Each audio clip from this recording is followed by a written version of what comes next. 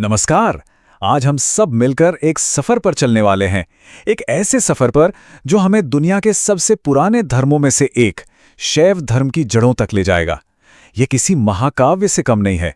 जब भी हम महादेव का नाम लेते हैं तो आंखों के सामने एक तस्वीर बनती है ना? त्रिशूलधारी कैलाश पर बैठे वो योगी। ये स्वरूप हमारी संस्कृति में, हमारी सोच में कितनी गहराई तक बसा हुआ है। लेकिन सवाल ये उठता है कि इस शक्तिशाली देवता की कहानी आखिर शुरू कहां से हुई।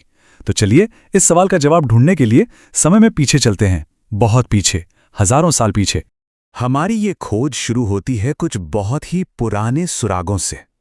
ये सुराग छिपे हैं प्राचीन भारत की दो महान सभ्यताओं की परतों के नीचे।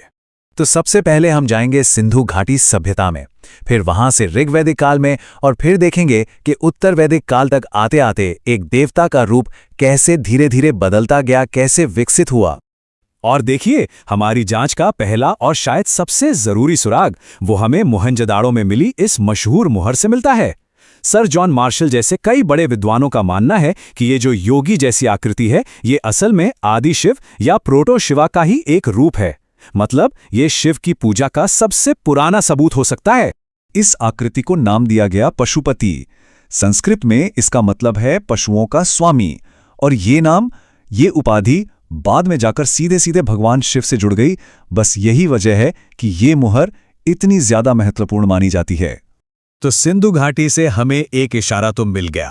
अब थोड़ा और आगे बढ़ते हैं और देखते हैं कि कहानी में अगला मोड़ कहां आता है। अगला सुराग हमें मिलता है हिंदू धर्म के सबसे पुराने ग्रंथ ऋग्वेद में। ऋग्वेद में हमें एक बहुत ही शक्तिशाली देवता मिलते हैं जिनका नाम है रुद्र। और रुद्र का स्वभाव बड़ा ही दिलचस्प और जटिल था। एक तरफ तो वो दहाड़ने वाले या उग्र देवता थे, तूफान और विनाश के देवता, लेकिन दूसरी तरफ उन्हीं के पास बीमारियों को ठीक करने वाली हजारों औषधियां भी थीं। वो रक्षक भी। और अब कहानी उस मोड़ पर आती है जहां ये भयानक और उग्र रुद्र धीरे धीरे परम देवता महादेव में बदलने लगते हैं। ये जो बदलाव था, ये कोई साधारण बदलाव नहीं था। सोचिए, एक तरफ थे वैदिक रुद्र जिनके गुस्से से लोग डरते थे, और फिर पौराणिक काल तक आते आते वही बन गए शिव, यानी कल्याणकारी। जो सिर्फ विनाश के देवता थे, वो अब सृष्टि और परिवर्तन के भी देवता बन गए। और इस तरह एक शक्तिशाली देवता से वो बन गए महादेव, परम सत्ता। इस बदलाव का एक बहुत अच्छा उदाहरण हमें ब्राह्मण ग्रंथों में मिलता है। वहां इस देवता के 8 नाम बताए गए हैं। इनमें से 4 नाम रुद्र, शर्व, उग्र और अश्नि उनके भयानक रूप को दिखाते हैं, और बाकी के 4 नाम भव, पशुपति, महादेव और ईशान उनके शांत और कल्याणकारी रूप को। तो देखिए, दोनों ही पहलू एक साथ मौजूद हैं। अब जब उपनिषदों का दौर आया तो दार्शनिक सोच और गहरी हो गई, और इसी सोच ने रुद्र शिव को परम ब्रह्म का दर्जा दे दिया।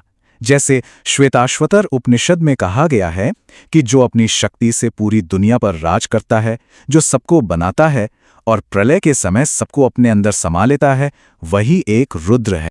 और फिर आते हैं हमारे महाकाव्य, महाभारत और रामायण।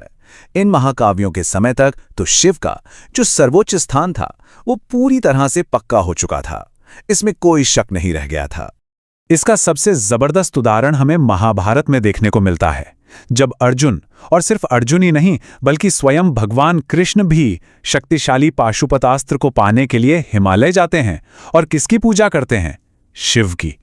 इससे बड़ा सबूत और क्या हो सकता है उनकी सर्वोच्च शक्ति का। तो अब जब शिव महादेव के रूप में स्थापित हो गए, तो इसके बाद क्या हुआ? इसके बाद शैव धर्म का पूरे भारत में ऐसा विस्तार हुआ जैसा पहले कभी नहीं हुआ था, खास तौर पर गुप्त काल के दौरान।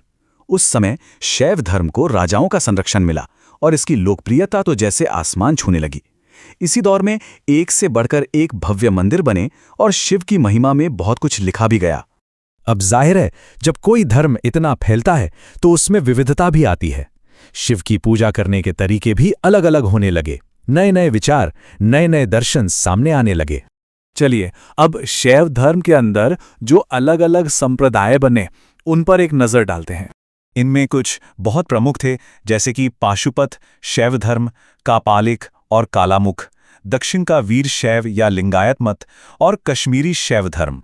सबसे पहले बात करते हैं पाशुपत संप्रदाय की। ये सबसे पुराने संप्रदायों में गिना जाता है।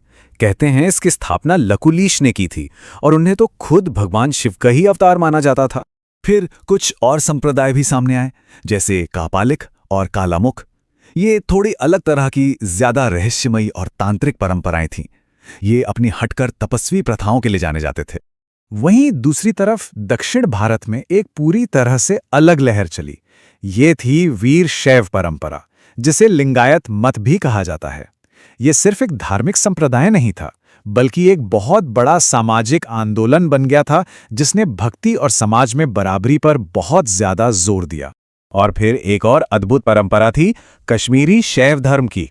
ये एक बहुत ही गहरी दार्शनिक विचारधारा थी। इसका मूल सिद्धांत था अद्वैत, मतलब ये मानना कि आत्मा और शिव दोनों एक ही हैं, अलग नहीं। तो देखिए, सिंधु घाटी की एक छोटी सी मोहर से यह सफर शुरू हुआ और कहां तक पहुंचा? गहरे दार्शनिक सिद्धांतों तक। शिव की ये पूरी यात्रा असल में भारतीय आध्यात्मिकता की ही कहानी है। और हजारों सालों के इस विकास के बाद आज भी भगवान शिव उतने ही प्रासंगिक क्यों हैं? ये एक ऐसा सवाल है जो शायद हमें उनके अनंत और समय से परे स्वरूप के बारे में सोचने पर मजबूर करता है। लहरों से डरकर नौका पार नहीं होती, कोशिश करने वालों की हार नहीं होती। नन्ही चींटी जब दाना लेकर चलती है, चढ़ती दीवारों पर 100 बार फिसलती है। मन का विश्वास रगों में साहस भरता है। चढ़कर गिरना, गिरकर चढ़ना न अखरता है। आखिर उसकी मेहनत बेकार नहीं होती। कोशिश करने वालों की हार नहीं होती। डुबकियां सिंधु में गोताखोर लगाता है, जा जाकर खाली हाथ लौट कर आता है, मिलते नहीं। सहज ही मोंती गहरे पानी में, बढ़ता दुगना उत्साह इसी हैरानी में। मुट्ठी उसकी खाली हर बार नहीं होती। कोशिश करने वालों की हार नहीं होती। असफलता एक चुनौती है, इसे स्वीकार करो। क्या कमी रह गई देखो और सुधार करो। जब तक ना सफल हो, नींद चैन को त्यागो तुम। संघर्ष का मैदान छोड़कर मत भागो तुम। कुछ किए बिना ही जय जयकार नहीं होती। कोशिश करने वालों की हार नहीं होती।